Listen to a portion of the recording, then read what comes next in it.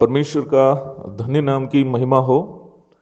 प्रभात मनन का सत्र 445 में आप सभी श्रोतागण का हार्दिक स्वागत करता हूं। आइए आज के मनन के लिए हम फिर से पढ़ते हैं इफिसी अध्याय 1 पद 17 कि हमारे प्रभु यीशु मसीह का परमेश्वर जो महिमा का पिता है तुम्हें अपनी पहचान में ज्ञान और प्रकाश की आत्मा दे। कल हम ये मनन कर रहे थे कि वास्तविक ज्ञान का अर्थ परमेश्वर के बारे में जानना है। पौलुस ने केवल इतनी ही प्रार्थना इफिसियों के लिए नहीं की थी कि उनको परमेश्वर का ज्ञान मिले, वरन ये भी थी कि उन्हें उस ज्ञान के माध्यम से प्रकाश भी मिले।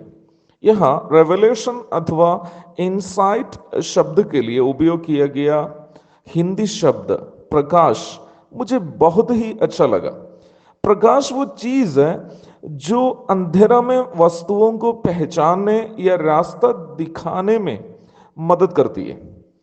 परमेश्वर का ज्ञान हमें न केवल सही और गलत की समझ देता है, बल्कि जीवन के लिए अनिवार्य मार्गदर्शन भी देता है।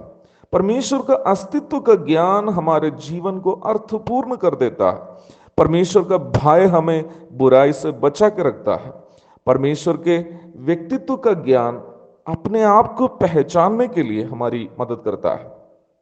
परमेश्वर के नैतिक स्वभावों का ज्ञान हमारी नैतिकता का स्तर नापने के लिए हमारी मदद करता है। परमेश्वर का ज्ञान जीवन में सही निर्णयों को लेने में भी हमारी मदद करता है। जीवन में हर किसी को छोटे बड़े कई निर्णयों को लेने पड़ते हैं।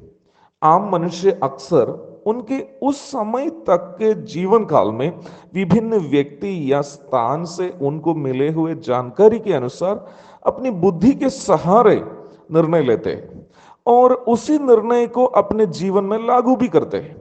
बहुत सारे विश्वासी लोग भी अपने जीवन में इसी प्रकार अपनी बुद्धि के सहारे ही जीवन के विभिन्न पहलुओं पर निर्णय लेते हैं, परंतु अधिकांश लोग इस बात को भूल जाते हैं कि मनुष्य की बुद्धि और उसके जीवन के अनुभवों पर शैतान प्रभाव कर सकता है।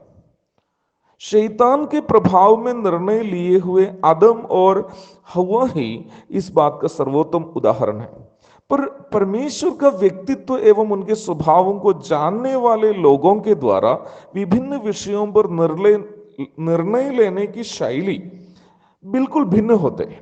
अब्राहम, यूसुफ, मूसा, यिर्मयाह, दानियल इत्यादि परमेश्वर को पहचानने वालों के निर्णय लेने की तरीका आम लोगों की तरीके से बिल्कुल अलग थी। जब अब्राहम और उनका भतीजा लूत के चरवाहों के बीच झगड़ा हुआ, अब्राहम ने लूत को अलग होकर पसंदीदा इलाका चुनने का स्वतंत्रता दी। लूत ने अपनी बुद्धि के सहारे उस क्षेत्र को चुना जो उनकी नजर में अच्छा था, पर अब्राहम ने उस जगह को चुना जिसको परमेश्वर ने उसे दिखाया था। उत्पत्ति अध्याय 13 पद 7 से 15 तक अंतर देखिए। एक अपनी बुद्धि के सहारे ऐसा निर्णय लिया जो उस समय उनको उचित लगा, परंतु भविष्य में यह साबित हुआ कि उनका निर्णय पूर्णतः गलत था, जिसके परिणाम स्वरूप उनको सारी संपत्ति सहित पत्नी भी नष्ट हो गई, साथ ही साथ लड़कियां भी श्रापित हो गई। उत्पत्ति अध्याय 19 पद 12 से 38। परंतु परमेश्वर के कहने के अनुसार निर्णय लेने के कारण अब्राहम जीवन भर आशीषित ही रहा।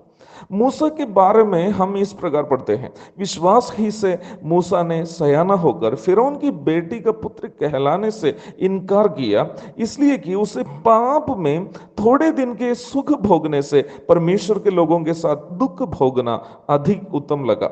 उसने मसीह के कारण निंदित होने को मिस्र के भंडार से बड़ा धन समझा, क्योंकि उसकी आंखें फल पाने की ओर लगी थी। इब्रानी अध्याय 11 पद 24 से 26 तक। मिस्र जैसा एक पौराणिक सभ्य देश में राजा बनने का पद नष्ट करके अगर कोई दुख भोगना अपना जीवन का लक्ष्य समझे तो यह मानसिक दृष्टिकोण में बुद्धिहीनता है।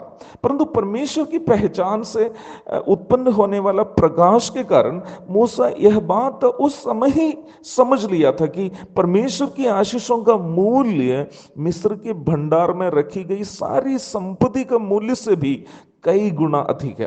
प्यारो, प्रारंभ में पढ़ी गई पद में बताया गया प्रकाश वह समझ है, इट्स दैट अंडरस्टैंडिंग जो परमेश्वर की पहचान के द्वारा हमारी आत्मा को मिलती है।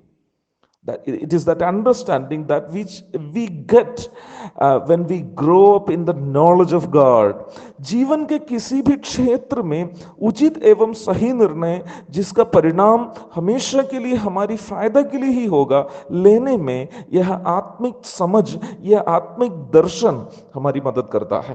प्रियो, आइए हम भी प्रार्थना करते हैं, हे प्रभु हमारी भी मदद कीजिए ताकि हम भी आपकी पहचान में बढ़ें, ताकि हम भी समझदार एवं सही निर्णय लेने वाले बन सके।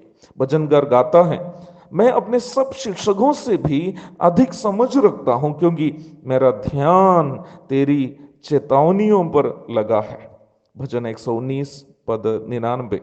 परमेश्वर की पहचान से उत्पन्न होने वाली समझ के सहारे जीवन को धन्य बनाने का आह्वान के साथ आज का मनन का मैं यहां पूर्ण विराम देता हूं। प्रभु आप सभी को आशीष दे। आमीन।